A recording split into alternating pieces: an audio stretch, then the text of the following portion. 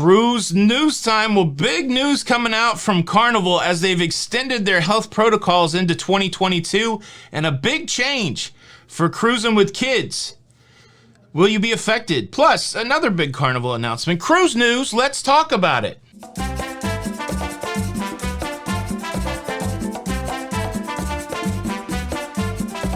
Hey, what's up, everybody? Welcome back to Lido, Loca.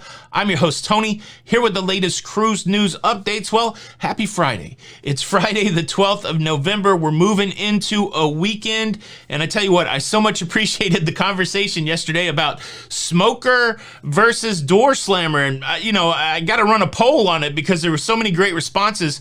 I feel like it's neck and neck. I feel like, there's some people that say I'd rather have the smoker because I could turn them in, or, it's hard to correct a door slammer.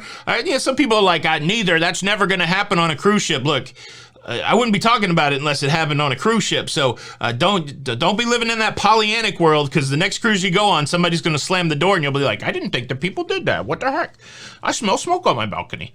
It's crazy. I love that cruise life. I love all the nuances of the cruise life, and I love those cruise life discussions. And I'll have another one for you at the end of the show today around entertainment. Look, before we jump head forward into that cruise news, let me tell you about some other free content that you can consume. Stick in your ears, stick in your face.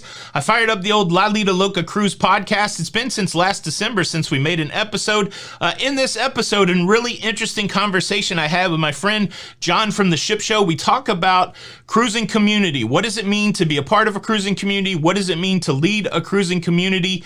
I think it's a great conversation. So if you're interested in the nuts and bolts of what it means to be part of a cruising community, or why, I would encourage you to go check out the podcast. The podcast has its own YouTube channel, the Lido Loca Cruise Podcast. Subscribe over there. That would be helpful. And but I'll leave a link in the comments, in the very first comment, if you want to pop over. And it's like 50 minutes, so commit some time, or you can find it on your favorite podcasting app. I don't think I'm on iHeartRadio yet, but like Apple and Google, that kind of stuff. If you're looking for me on a podcast app and you can't find it, leave a comment of that. All right, let's jump headlong into the cruise news. First off, big news. Carnival's extended their health protocols through March of 2022. They're going to continue to go with vaccinated cruises. Primarily vaccinated cruises are going to keep the same masking policies. Most of the policies have stayed the same but have been extended, but there's a big announcement when it comes to kids. So if you know, over the last few months, there hasn't been a lot of kids on Carnival. They have a very limited exemption process where only 5% of the cruise ship or less really could be kids because they have to get an exemption. There's a whole set of different testing for unvaccinated kids. But now all of that is changing now that the FDA has approved the Pfizer vaccine for children 5 to 11. And so building on that, Carnival has made some new policies. If you've been on a Carnival ship, the kids club hasn't even been open. Like Camp Ocean hasn't been open. That's been a sore spot for a lot of cruisers that have got that exemption.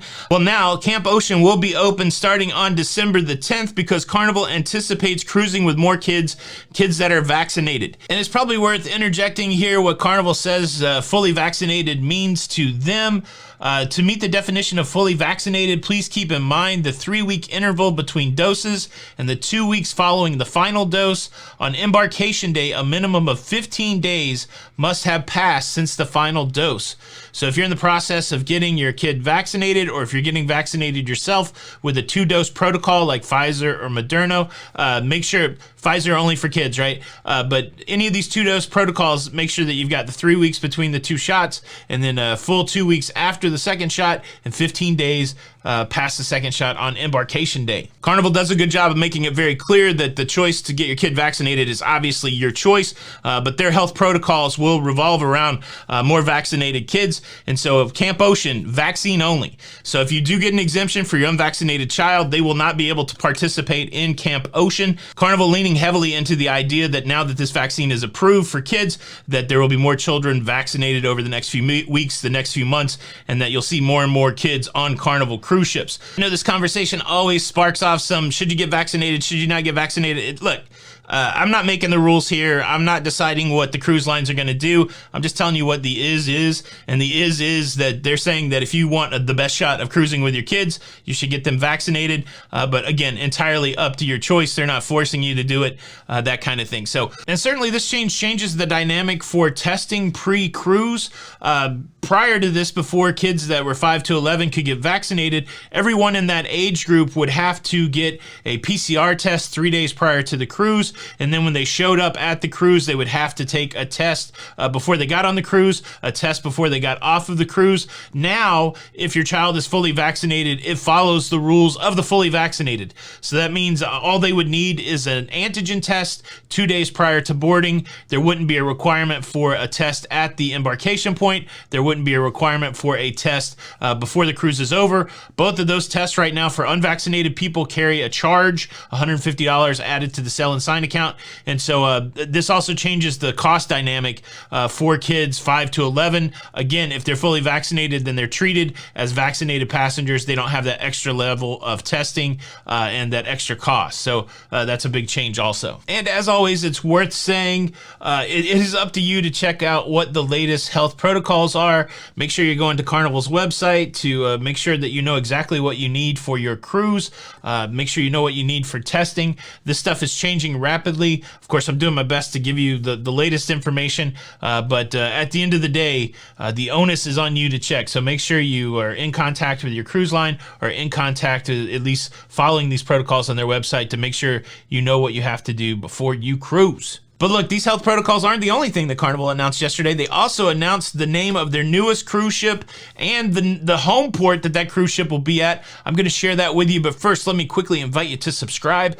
If you like staying up to date with everything that's going on in cruising, please consider subscribing with the notification bell on. That way you don't miss out on these episodes. Thank you in advance. All right, so the other big Carnival announcement that made people excited yesterday is Carnival has named their next ship in their XL class of cruise ships. You know the XL class, the newest cruise class from Carnival. Carnival Mardi Gras, next year the Carnival Celebration, and then following that, the Carnival Jubilee. And of course, not only did they announce the name yesterday, they also announced the new home port for the Jubilee, and the Jubilee will be going to Galveston, Texas. It's interesting to see the continued investment in Galveston from Carnival. It really is starting to make Galveston one of the predominant cruising hubs here in the United States.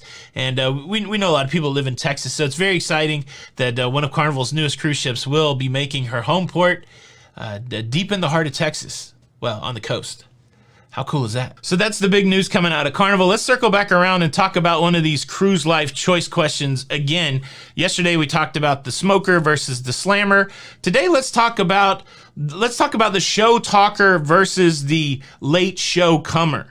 Which would you rather have? Would you rather have the person who walks in front of you in the middle of the show coming in late to get their seat, disrupting the vibe of the show? Or would you rather have a show talker who, through their conversation, is slightly distracting you during the entirety of the show?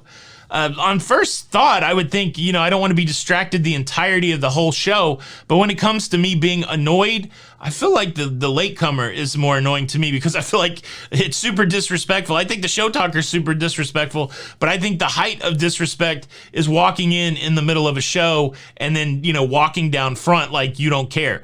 So, I would probably say if I could choose for one thing not to happen, I would say I don't want to deal with the show person that's coming in late.